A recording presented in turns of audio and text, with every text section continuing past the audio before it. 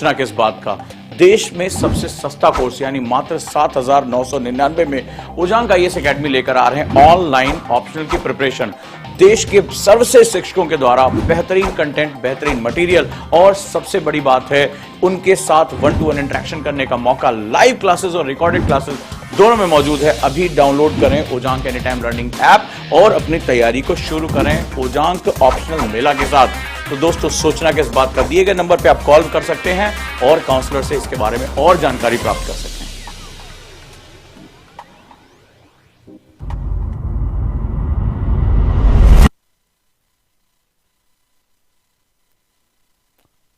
नमस्कार दोस्तों, कैसे हैं आप सभी। Good evening all of you दोस्तों, और उम्मीद करता हूं कि आप लोग बिल्कुल स्वस्थ होंगे, अच्छे तरीके से अपनी पढ़ाई करेंगे। और स्वागत करता हूं आज एमएपी की क्लास में, क्लास नंबर 12 में हम सभी आज साथ हैं। और 12वें दिन जो है वो हम बहुत अच्छे से अपनी पढ़ाई करने जा रहे हैं। एमएपी की जो क्लास होती है, इसका जो पर्पस है, मुख्य परीक्षा आर्ट ऑफ आंसर राइटिंग है, यानी कि हम मेंस एग्जाम में कैसे अपना आंसर लिख सकते हैं। स्वागत करता हूं आप सभी का। और आप सभी ने जो फीडबैक फॉर्म था, सर्वे फॉर्म था, उसमें कहा कि हमारी क्लास हमें शाम को 5 बजे चाहिए। तो मैं चाहता हूं कि ज्यादा से ज्यादा बच्चे, इसमें काफी लगभग 63% लोगों ने कहा कि शाम को 5 बजे हमारे लिए बहुत सुटेबल टाइम है क्लास करने का। तो हमने यहाँ पर जो है क्लास का टाइम शाम को 5 बजे किया ताकि ज्यादा से ज्यादा बच्चे इससे लाभान्वित हो सके। क्योंकि मेरा जो प्रयास है लगातार वो यही है कि आपको ज्यादा से ज्यादा बेनिफिट हो सके, आप ज्यादा से ज्यादा जो है वो पढ़ाई कर सकें। और एमएपी प्रोग्राम के माध्यम से हम लोग डेली क्वेश्चन आंसर प्रैक्टिस में आप आगे जा सकें। आपको जैसा पता है कि मेंस एग्जाम में जो 1750 नंबर होते हैं वो पूरी तरीके से रिटन ओरिएंटेड होते हैं, राइटिंग बेस होते हैं। तो ऑब्वियस सी बात है कि हम ये चाहते हैं कि हमारा जो सेगमेंट है वो काफी अच्छे से चले और हम अपने आप को आर्ट ऑफ आंसर राइटिंग में बहुत आगे लेकर जा सकें। हम सीख सकें कि इसकी बारीकियां क्या हैं, कैसे एक अच्छा उत्तर लिखा जाता है और इसका ओरिएंटेशन क्या होता है। तो जैसा दोस्तों हमने देखा कि हम सिलेबस के अकॉर्डिंग चलते चले जा रहे हैं, यानी कि सिलेबस के अकॉर्डिंग हम आंसर राइटिंग कर रहे हैं, ये रैंडम नहीं है। तो हमने सबसे पहले इंडियन सोसाइटी यानी कि जो भारतीय समाज है, इसके 8 टॉपिक पर हमने बात की। और लगातार आज कई बच्चों ने मुझे रिप्लाई किया जो हमने डिस्कशन किए थे। अब लगातार क्वेश्चन उस पर चलते चले जा रहे हैं। जैसे आज ही का न्यूज़पेपर की जो एक न्यूज आई है वो भी हमारी क्लास से रिलेटेड रही है, जहां पर भारत की ताकत को पूरी दुनिया ने जो है सराहा है और अब भारत की ताकत को लोग जो है पहचानते चले जा रहे हैं। अगर आपने देखा होगा, कल एक खबर छोटी सी आई थी, आप में से कितने लोगों ने पढ़ा पता चल जाएगा।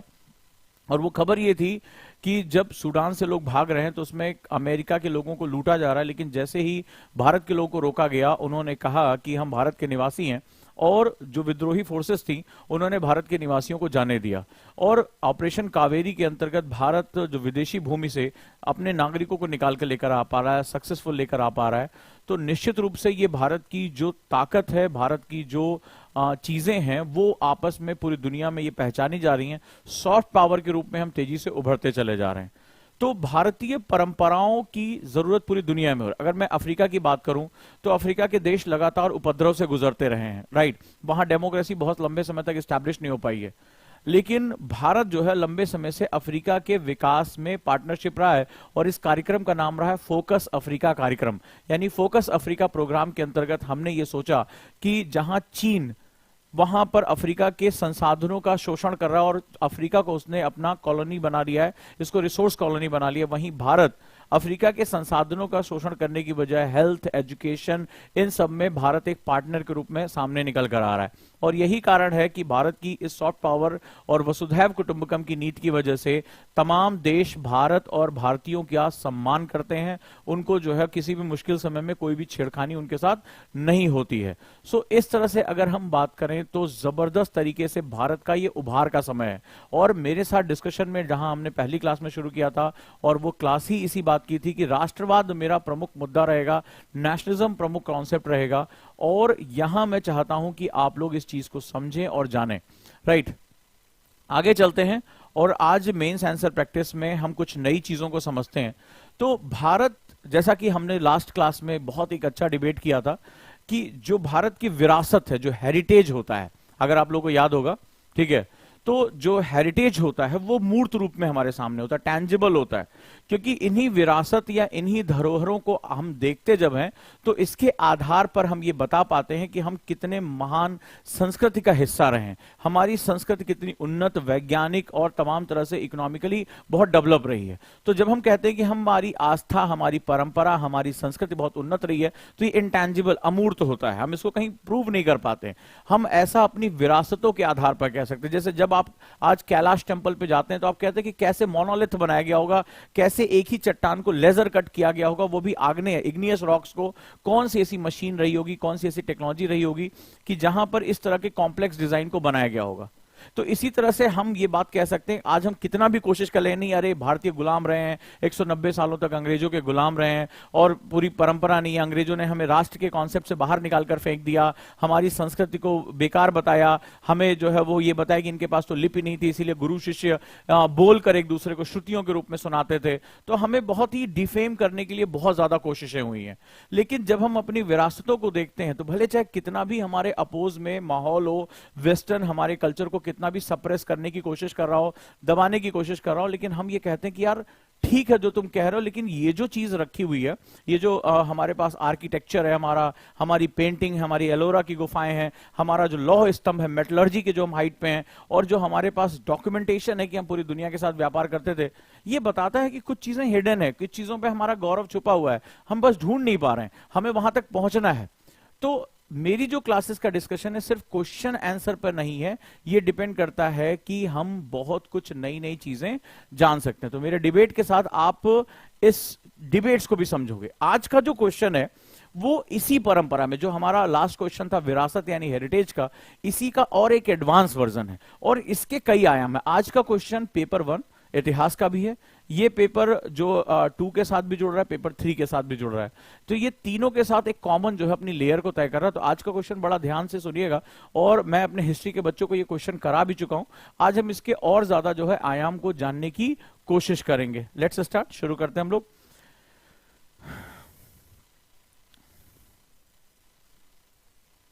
यूपीपीसीएस जो बच्चे दे रहे हैं उनके लिए हमने टेस्ट सीरीज लॉन्च किया, 25 सेट टोटल है, ठीक है, और 499 का जो टेस्ट है वो हमारा ओजांग टेस्ट प्रैक्टिस पे है। जो लोग ओजांग टेस्ट प्रैक्टिस पे कल जिन्होंने टेस्ट दिया था, अगर आपको याद होगा कल प्रचंड का टेस्ट था, और इतने सेगमेंट में बहुत से बच्चों ने टेस्ट नहीं दिया, उनको शायद डर लगता है टेस्ट देने से, तो उन्हें टेस्ट देना चाहिए, राइट। और यूपीपीसीएस का जो सेट है वो बहुत इंपॉर्टेंट है। तो हम लोग यहाँ बढ़ते हैं आगे। तो आप मात्र जो है 499 रुपए में जो यूपीएससी देना चाहते हैं, यूपीपीसीएस बाइलिंगुअल टेस्ट दे सकते हैं। चलिए शुरुआत करते हैं हम लोग। और कॉन्सेप्टर बैच की घोषणा हो चुकी है, 12th क्लास के रिजल्ट आने शुरू हो गए सभी बोर्ड्स के। तो ऑब्वियस सी बात है कि अब हम लोग जो 12th के बाद जो आईएएस की तैयारी करना चाहते हैं वो मेरे साथ जुड़ सकते हैं। 5 ऑफ जून से हम लोग इसमें अपनी शुरुआत करेंगे। तो लेट्स स्टार्ट, इसको हम लोग जो शुरू करते हैं। अब आइए आज के क्वेश्चन की तरफ बढ़ते हैं, फिर हम और चीजों के बारे में बात करेंगे। Let's start. बड़ा प्यारा सा क्वेश्चन है, और भारतीय परंपराओं में, भारतीय लीजेसी में इस क्वेश्चन का एक बड़ा डेप्थ है। क्वेश्चन 2 बार मेंस में आ चुका है, तो बहुत इंपॉर्टेंट हो जाता है।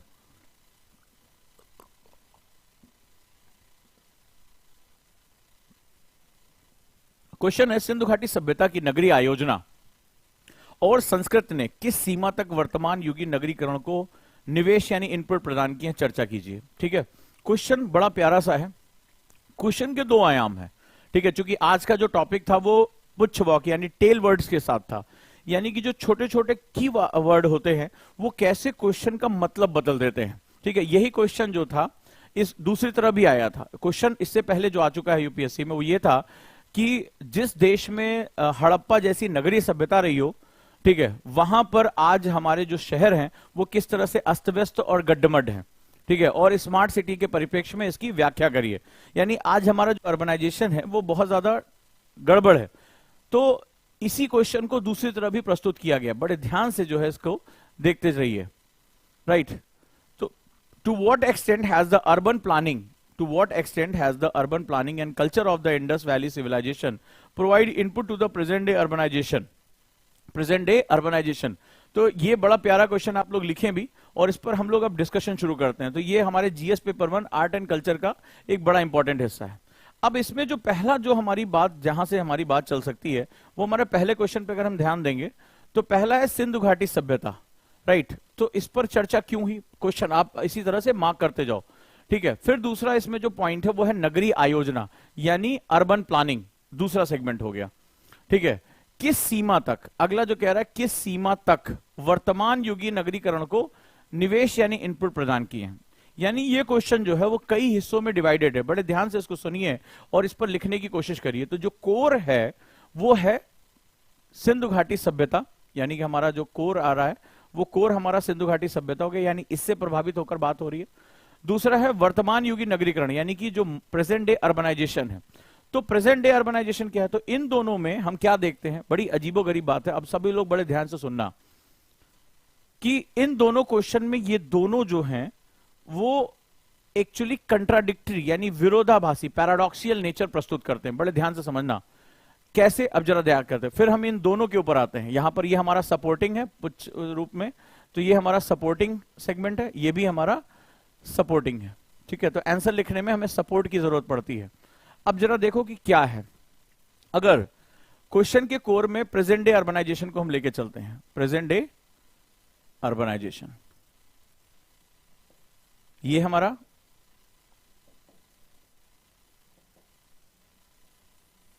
Present day urbanisation, right. तो प्रेजेंट डे अर्बनाइजेशन के फीचर्स क्या हैं, जरा ध्यान से देखो। तो इस क्वेश्चन में अगर हम बात करें आज की डेट में हमारा जो शहरीकरण है, वर्तमान समय में जो हमारा शहरीकरण है, वो तुम क्या देखते हो। अब हमारा हर स्टूडेंट सोचना शुरू करे, चलो मेरे साथ पॉइंट्स निकालो, कितने लोग जो हैं वो पॉइंट्स यहां निकाल सकते हैं। ठीक है, तो पहला क्या है, आज हम अपने शहर को किस रूप में देखते हैं, हमें क्या क्या दिखाई पड़ता है, क्या ये दिखाई पड़ता है, मुझे बताते जाओ कमेंट बॉक्स में। भीड़ भाड़, किसको किसको आज हमारे शहरों में ये चीज दिखाई पड़ रही है। दूसरा, ट्रैफिक की समस्या, ट्रैफिक प्रॉब्लम, किसको किसको दिखाई पड़ रहा है, जल्दी जल्दी बताते जाओ। सीवेज, अभी आपने देखा कि नदियों में सीधे जो गंदा पानी बहा दिया गया, सीवेज की प्रॉब्लम। आपने देखा कि अभी क्या नाम है 11 लोगों की मौत हो गई सीवेज से, जो सल्फाइड निकला, अगर आप लोगों ने ध्यान से देखा होगा। तो शहरों का जो सीवेज है उसने कई लोगों की जान ले ली जहरीली गैसों की वजह से। ठीक है, तो पॉल्यूशन, सीवेज की समस्या, पॉल्यूशन किसको किसको दिखाई पड़ रहा है। इसके साथ साथ आपने क्या देखा, बहुत ज्यादा ओवर क्राउडिंग, ओवर क्राउडिंग। ठीक है, आपने क्या देखा यहां पर, गंदगी। फिर क्या आपने देखा, निम्न, कितने लोगों ने यह देखा आज के शहरों में, निम्न जीवन स्तर, रहने के लिए घर नहीं है, या बहुत महंगे हैं, या बहुत एक ही कमरे में कई लोग रह रहे हैं। ठीक है, जानवरों की तरह रहना पड़ रहा है, चाहे यहां चाहे धारावी में। ठीक है, तो हर जगह झुग्गी झोपड़ियां होना। ठीक है, तो हम अपने शहरों को किस रूप में देख रहे हैं, राइट। यहां पर हम काम की तलाश में आते हैं और बहुत जीवन स्तर हमारा निम्न होता चला जाता है। कुछ और आप लोग बता सकते हो, कुछ और आपकी थिंकिंग है, सब लोग कमेंट बॉक्स में मुझे बताएं कि आज के हमारे शहरों में क्या नई चीजें तुम देख रहे हैं, तुम्हें देखने को मिल रही है। ठीक है, अपराध की बढ़ती संख्या है, बहुत सही, शाबाश।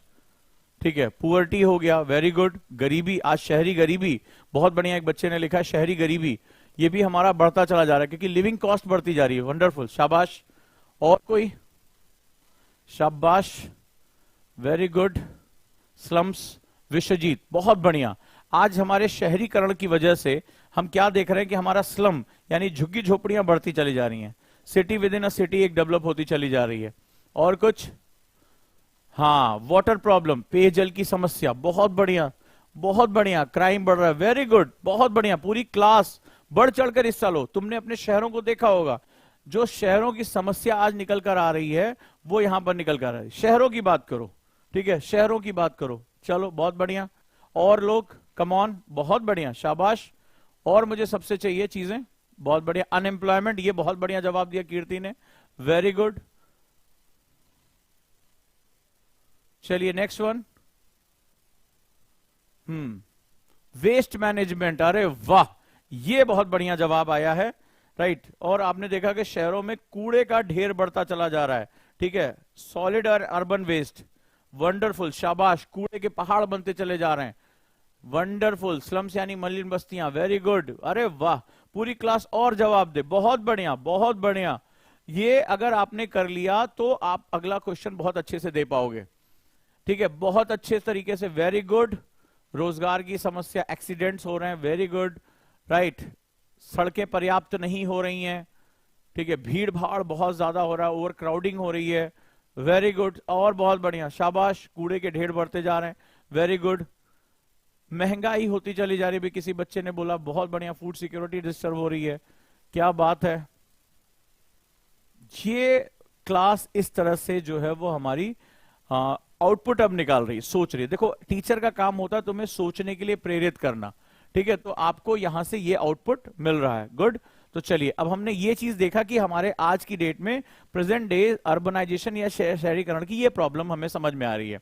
अब क्वेश्चन का कोर क्या था? क्वेश्चन में कह रहा है जो यहां पर वर्तमान युगीन नगरीकरण, यानी कि जो प्रेजेंट डे अर्बनाइजेशन है, स्पेशली अगर हम, चूंकि सभ्यता कहां की है, भारत की सभ्यता है, तो हम भारत के बारे में बात करें। इसने क्या किया, इंडिया वर्ड को हाइड कर दिया। तो आप क्योटो के बारे में, अगर जापान के बारे में, टोक्यो के बारे में, यूएसए के बारे में नहीं बात करेंगे, आप किसके बारे में बात करेंगे? भारत के बारे में। और जब भारत के शहरों की बात करते हो तो भारत के शहर अनियोजित तरीके से बनते हैं, अपने आप ही वो स्प्रॉल करते हैं, इसको अर्बन स्प्रॉल कहते हैं, यानी कि शहर जो है तेजी से आगे बढ़ते चले जाते हैं, कोई प्लानिंग से वो नहीं तैयार होते हैं। तो मैं भारत यानी इंडिया की बात कर रहा हूं। अब सवाल है कि इस क्वेश्चन में दो ऐसी बातें आई कि नगरीय आयोजना, यानी कि ये जो हमारे भारत में अर्बनाइजेशन है वो अनप्लान्ड है। क्या है? अनप्लान्ड।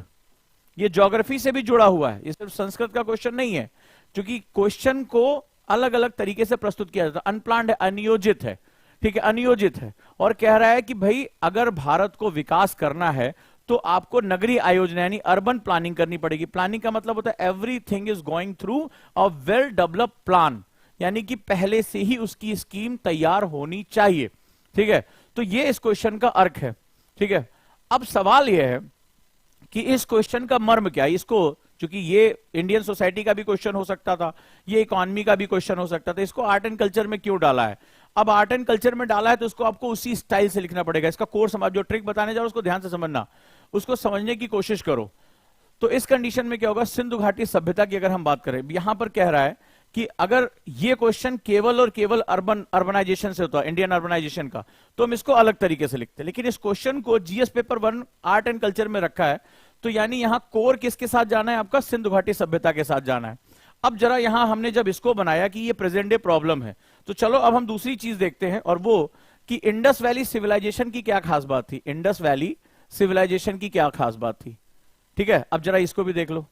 तो यहां पर हम बात करेंगे इंडस वैली सिविलाइजेशन की, तो ये दुनिया के सबसे एडवांस अर्बन कल्चर था। क्या था ये? अर्बन कल्चर था, अर्बन कल्चर, ठीक है, अर्बन कल्चर। तो अर्बन कल्चर का मतलब क्या था? शहरी सभ्यता थी। ये जब चाहो तो तुम इस तरह से लिखो, मैं चाहता हूं मेरा हर स्टूडेंट इसी तरह सोचे। तो शहरी सभ्यता थी। तो सभ्यता का मतलब, इस शहरी सभ्यता का मतलब कि ज्यादा से ज्यादा, शहर किसे कहते हैं? जहां पर 2/3 जनता, 2/3 of the population involve in non agriculture work, जहां पर 2/3 लोग गैर कृषि कार्यों में संलग्न हो, यानी उनके पास व्यापार हो, सेवा हो, ठीक है, ये मैन्युफैक्चरिंग हो, विनिर्माण हो, लेकिन 2/3 लोग, 2/3 ऑफ द पॉपुलेशन गैर कृषि कार्यों में संलग्न हो, यानी रोजगार के अन्य साधन उनके पास मौजूद हो। इसके बाद जब हम सिंधु घाटी सभ्यता की बात करते हैं तो ये प्लान्ड अर्बनाइजेशन था। क्या था ये?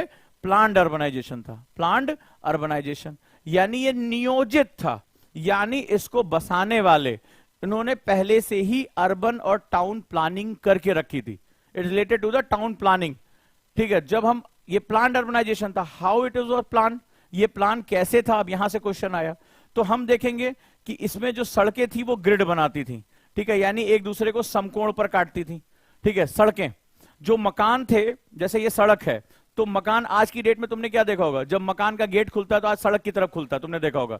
कई कई लोगों ने देखा होगा स्लैब लैब अपना जो सड़क तक लेकर चले आते हैं, गाड़ी निकलने के लिए जगह ही नहीं छोड़ते। नोटिस किया आप लोगों ने? तो आपने वो जो ढलान होती है वो क्या होता है, सड़क के ऊपर तक लेकर चले आते हैं, गेट सड़क पर खुलता उनका। तो पहले ऐसा नहीं था। अगर ये सड़क है तो मकान का जो मुंह होता था वो सड़क की तरफ नहीं खुलता था, अपोजिट यानी उल्टे डायरेक्शन में खुला करता था। इससे सड़क पर कभी भी इंक्रोचमेंट यानी इसके ऊपर कोई अतिक्रमण नहीं हुआ करता था। अगली सबसे इंपॉर्टेंट चीज, आज हमारे शहरों की सबसे बड़ी प्रॉब्लम क्या है? सीवेज की है। अगर आज आपने देखा 11 लोगों की हाइड्रोजन सल्फाइड सूंघने से मृत्यु हो जाती है, एक जो है बहुत नुकसान होता है, तो वहां पर आपने क्या देखा कि वहां पर जो है अंडरग्राउंड कैसा? अंडरग्राउंड सीवेज सिस्टम था, अंडरग्राउंड सीवेज सिस्टम था, और ढकी हुई नालियां थी। कैसी थी? ढकी हुई नालियां, ढकी हुई नालियां थी। आज हम अपने शहरों में देखते हैं नाले ऐसे खुले रहते हैं, बदबू आते रहते हैं। नोटिस किया तुमने? वर्तमान समय में बड़े बड़े नाले हैं, पानी गंदगी बह रही है, सीवेज बह रहा है, ट्रीटमेंट उसका नहीं हो रहा, भयानक रात में बदबू आती है, भयानक बदबू आती। कभी जाना शहरों में, आप मुखर्जी नगर, नेहरू विहार में जाना, शाम के समय एकदम पूरा बदबू कर रहा होते नाले, लेकिन उस समय सब ढका हुआ नालियां थी और सभी कनेक्टेड थी, सारा सीवेज कनेक्टेड था। और इसके साथ साथ क्या था, जैसे आज शहरों में पानी की कमी हो रही है, कई शहर जो है ड्राई सिटीज की तरफ कन्वर्ट हो रहे हैं, जीरो ड्राई की सिटी की तरफ जा रहे हैं।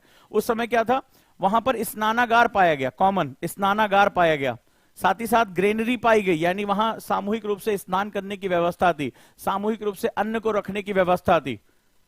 ठीक है, वो पक्की जो सड़कें जो थी वो पक्के ईंटों से बनाई गई थी, नालियां पक्के ईंटों से बनाई गई थी, यानी कि वेल डेवलप स्ट्रक्चर था।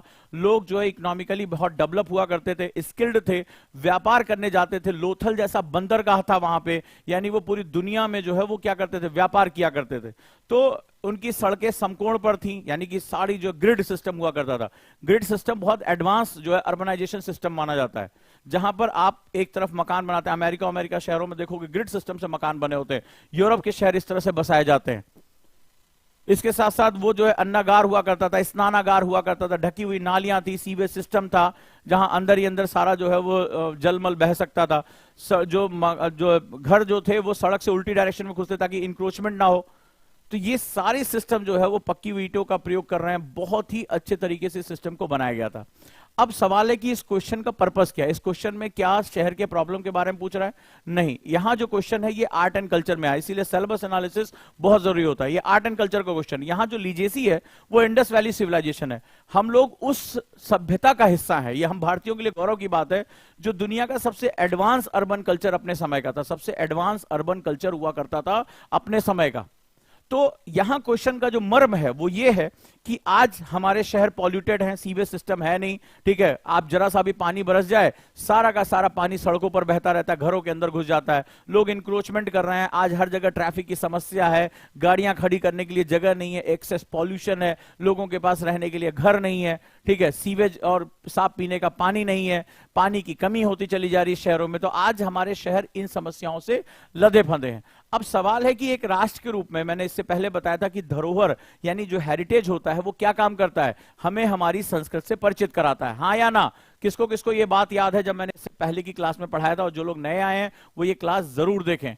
तो मैंने इससे पहले की क्लास में पढ़ाया था, जहां बताया था कि किसी भी राष्ट्र को जब उसका जो स्वाभिमान होता है वो उसकी धरोहर को मूर्त रूप में देखने से होता है।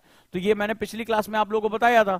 तो इस कंडीशन में क्या होगा, जब आप सिंधु घाटी सभ्यता के, हड़प्पा सभ्यता के जब रियूज देखते हैं, जब अवशेष देखते हैं, अपने जो है वो धरोहर को देखते हैं, तो आप पाते हैं कि आप उस सभ्यता का हिस्सा रहे हैं जो उस समय, जब पूरी दुनिया सभ्यता की अंगड़ाइयां ले रही थी, तब हमारे पास दुनिया का सबसे एडवांस अर्बन कल्चर हुआ करता था।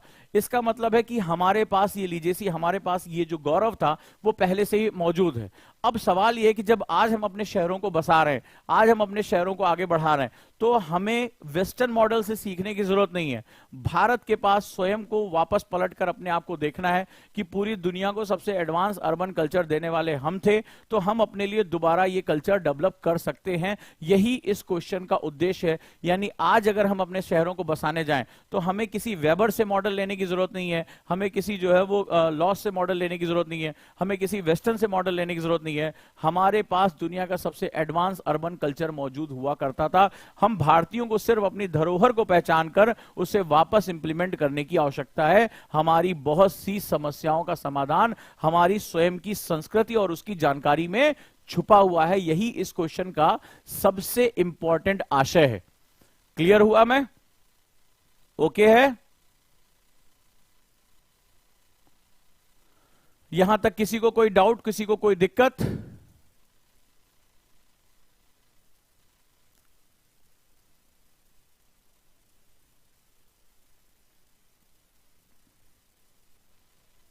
अब जैसे एक स्टूडेंट ने बहुत अच्छा कहा कि उस समय के हमारे मकान जो थे वो नेचुरल एनर्जी से एनर्जाइज होते, नेचुरल लाइट से, और natural cooling and heating system था। लेकिन आज हमें हीटिंग और कूलिंग सिस्टम के लिए ढेर सारे आर्टिफिशियल चीजों की जरूरत है, क्योंकि आज हमारा डिजाइन ग्रीन बिल्डिंग डिजाइन नहीं है।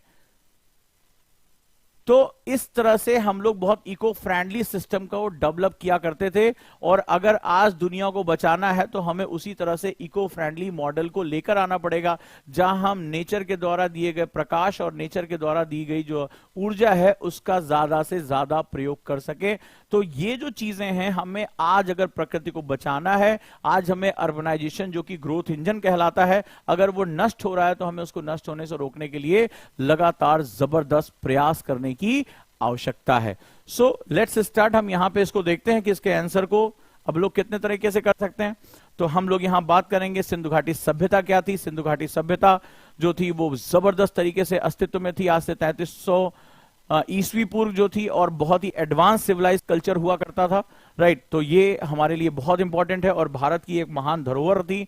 तो हमें अगर हम देखें तो वर्तमान समय में अगर हमें उस तरह से जल निकासी करनी है, जल नगर नियोजन, अर्बन प्लानिंग करनी है, तो हमें सिंधु घाटी सभ्यता से सीखने की आवश्यकता है, ठीक है। तो इस तरह से अगर हम बात करें तो हमारे चाहे आवास हो, चाहे हमारा जो हमारे रहन सहन हो, हमारी इकोनॉमी हो, हमारा जो सामुदायिक सिस्टम हो, कम्युनिटी डेवलपमेंट हो, ये सब कुछ हमें प्राचीन व्यवस्था के हिसाब से ले जाने की आवश्यकता थी। तो ये सारी चीजें मैंने आज आपको यहां बता दिया, तो आप लोग भी इसको समझ सकते हैं। पहले तालाब हुआ करते थे उस समय जहां पर जल संरक्षण किया जाता था। आप आश्चर्य करेंगे, आज शहरों में जल संरक्षण के नाम पर कोई प्रयास नहीं हो रहा है। शहर सबसे ज्यादा जो है वो पानी की खपत कर रहे हैं, अंधाधुंध पानी की खपत हो रही है, जो ग्राउंड वाटर उसको निकाला जा रहा है, पानी को बार बार रीप्रोसेस किया जा रहा है, केमिकल डाला जा रहा है। लेकिन किसी भी शहर में, चाहे वो अमीर हो चाहे गरीब हो, आप देखिए कि शहर में जो वाटर ट्रीटमेंट प्लांट्स हैं या जो वाटर हार्वेस्टिंग है, जल संभरण है, वो नहीं हो रहा है। यानी भारत के पास वो सारी चीजें मौजूद थी जो अगर हम सीख पाए, अगर हम अपनी धरोहर को केवल जान पाए, अपनी संस्कृति को समझ पाए, तो हम भारतीयों के लिए इसकी स्थापना बहुत आसान हो जाएगी। तो ये इस क्वेश्चन का मर्म रहा। इसकी PDF Ojaank any time learning app पे हिंदी और इंग्लिश दोनों में अवेलेबल है। आप क्वेश्चन को ट्राई करिए, क्वेश्चन को ट्राई करने के साथ साथ आप इसको जो है वो दोबारा लगाइए। आज के कॉन्सेप्ट में सबसे इंपॉर्टेंट बात रही, मैंने इसको दो पार्ट में कंपैरिजन कर दिया। यानी कभी भी इस तरह का जब भी क्वेश्चन यूपीएससी में आता है तो आपको यह देखना है कि सबसे पहले क्या आइडेंटिफिकेशन करना है। पहले ध्यान से समझो, सबसे पहले आइडेंटिफिकेशन करना कि किस पेपर के अंतर्गत लिखना। अगर आपको सिलेबस नहीं पता तो मेरी सिलेबस एनालिसिस की वीडियो देख लो। अब यहां पर हमने जो देखा वो क्या देखा कि जीएस पेपर 1 के हिसाब से हमें लिखना है, जबकि अर्बनाइजेशन हमारा इंडियन सोसाइटी का भी पार्ट है और हम जो है इकोनॉमिक्स का भी पार्ट है। लेकिन हमने यहां क्या देखा, कला और संस्कृत जीएस पेपर 1 का पार्ट है। इसका सीधा सा मतलब है कि हमें इसको प्राचीन भारतीय सभ्यता के ऊपर लिखना है। क्वेश्चन का आयाम बदल जाता है। यही इंडियन सोसाइटी में जब लिखेंगे तो हम इसको तरीके से दूसरे तरीके से लिखेंगे, यही जब इकोनॉमी में लिखेंगे तो हम उसको दूसरे तरीके से लिखेंगे। तो आपने यहां डिसाइड किया, यानी कोर में आपको क्या रखना है, सिंधु घाटी सभ्यता को रखना है। इसके साथ साथ आज की डेट में जो इंडियन अर्बनाइजेशन, उसकी प्रॉब्लम क्या है, क्योंकि हम ये बात क्यों कह रहे हैं, हम ये बात कह रहे हैं कि आज अगर प्रॉब्लम नहीं होता, यहां जो वर्ड है किस सीमा तक प्रभावित किया है, इनपुट प्रदान किए। यानी कि आप इसको सुधारने के लिए जैसे स्मार्ट सिटी का कॉन्सेप्ट लेकर आया, तो स्मार्ट सिटी का कॉन्सेप्ट क्या है बेसिकली, तो हमें इसको समझने के लिए किसी फॉरेन की कंट्री को नहीं फॉलो करना है, हमें अपनी सभ्यता को ही आगे लेकर जाना है। क्योंकि हम भारत के लोग अपनी सभ्यताओं से जितनी जल्दी प्रभावित हो सकते हैं, उसके साथ जो हमारा जुड़ाव है वो किसी अन्य संस्कृति या सभ्यता के साथ नहीं हो सकता। तो ये बहुत जरूरी है कि हम अपनी सभ्यता को लेकर आए, हम अपनी सभ्यता को पहचानें, हम ये गौरवान्वित महसूस करें कि जिस देश में सिंधु घाटी सभ्यता जैसी अर्बन, एडवांस अर्बन टेक्नोलॉजी थी, सभ्यता थी, वो आज उसके शहर इतनी बुरी हालत में क्यों है, जहां मलिन बस्तियां हैं, लोगों के पास टॉयलेट नहीं है, तमाम तरह की दिक्कतों का सामना करना है, पॉल्यूशन है, लाइफ स्टैंडर्ड खराब होता चला जा रहा है, अर्बन पुअर्टी बढ़ती चली जा रही है, अर्बन क्राइम बढ़ता चला जा रहा है, ड्रग्स बढ़ता चला जा रहा है, जाने कितनी समस्याओं का सामना हमें करना पड़ रहा है। तो सवाल है कि हमें इन सॉल्यूशंस को पाने के लिए अपनी धरोहर को समझना पड़ेगा। सिर्फ हड़प्पा इतिहास के स्टूडेंट को पढ़ाया जाने वाला विषय नहीं, जैसा बना दिया गया, सॉरी टू से, लेकिन हमारी शिक्षा व्यवस्था की इतनी कमियां थी। ये राष्ट्रीय धरोहर की विषय थी, और धरोहर का मतलब मैंने क्या बताया था कि हमारा जो गौरव, हमारा जो प्राइड होता है, उसको प्रत्यक्ष रूप में देखा जाए। लेकिन हड़प्पा कौन पढ़ता है, साइंस का स्टूडेंट पढ़ता है, कभी नहीं पढ़ता है, ठीक है, कॉमर्स का स्टूडेंट पढ़ता है, कभी नहीं पढ़ता है, मैथ्स का स्टूडेंट पढ़ता है, कभी नहीं पढ़ता है। हड़प्पा कौन सा स्टूडेंट पढ़ता है, सिर्फ जिसको आर्ट्स मिली हुई है, जिसका सब्जेक्ट हिस्ट्री है, वही इसको हिस्ट्री के सब्जेक्ट के रूप में पढ़ता है।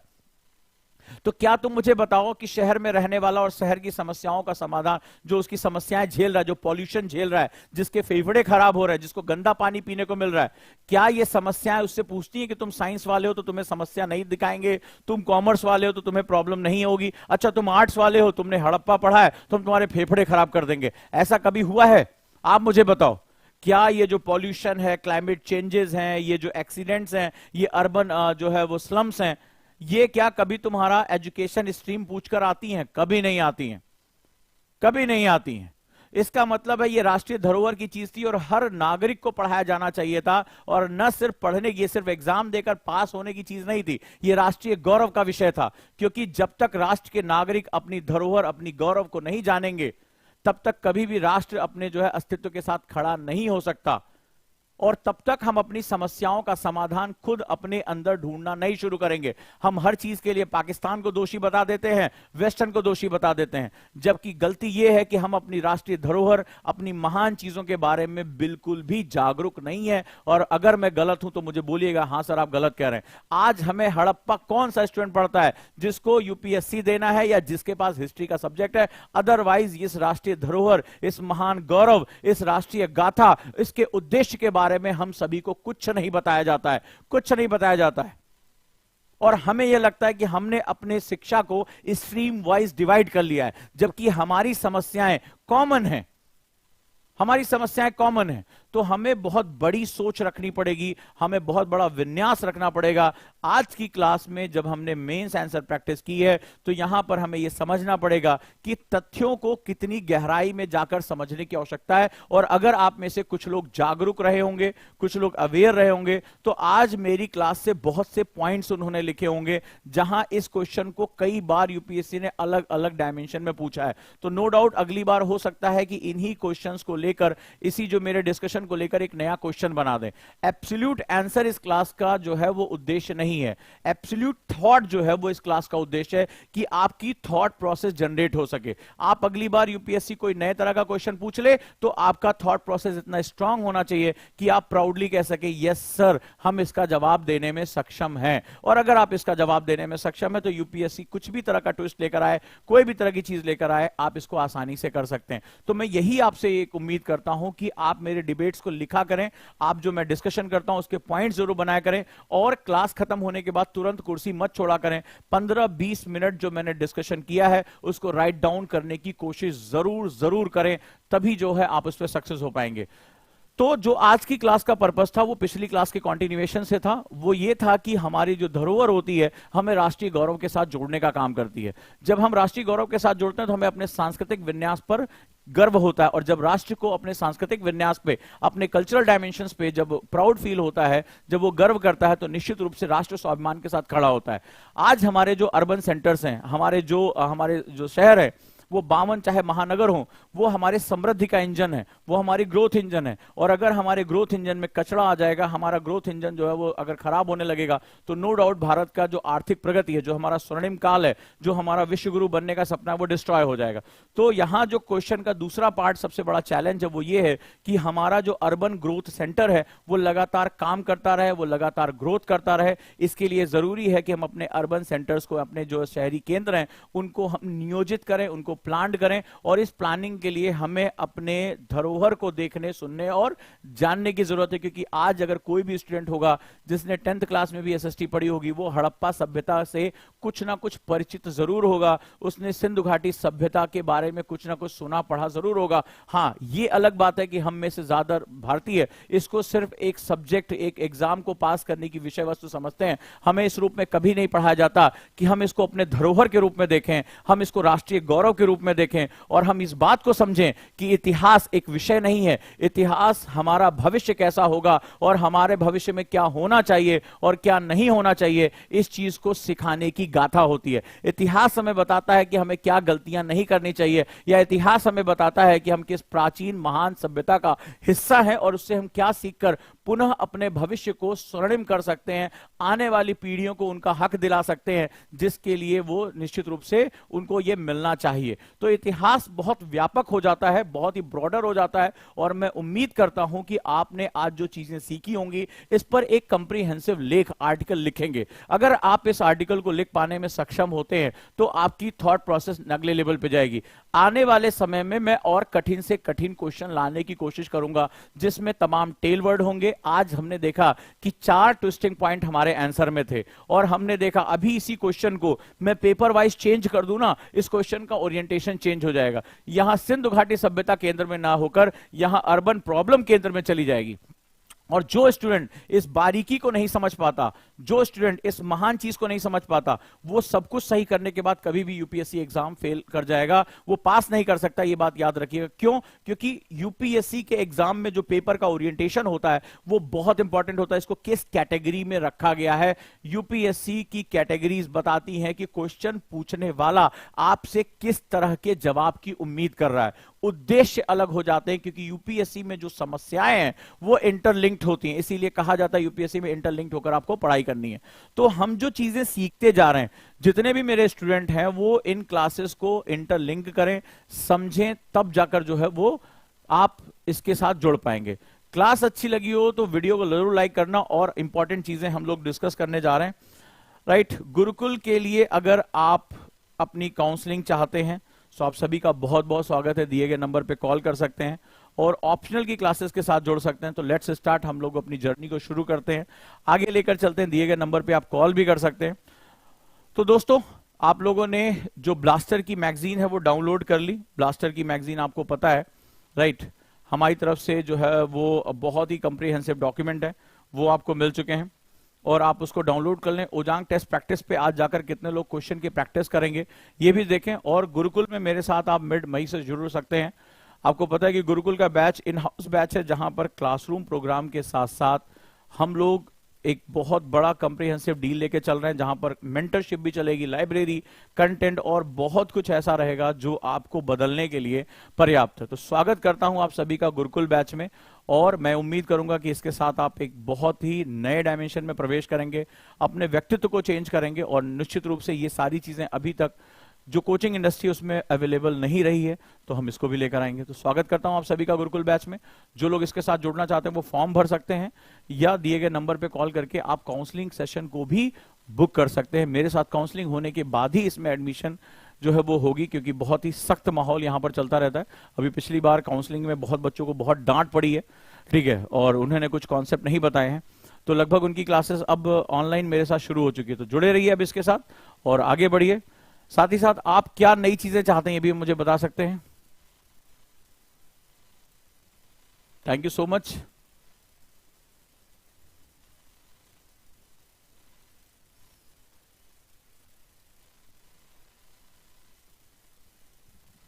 Thank you.